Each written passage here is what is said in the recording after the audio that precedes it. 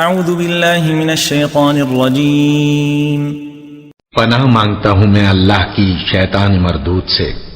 احل لکم صید البحر وطعامه متاعا لکم وللسیارہ وحرم علیکم صید البر ما دمتم حرما واتقوا اللہ الذی الیہ تحشرون۔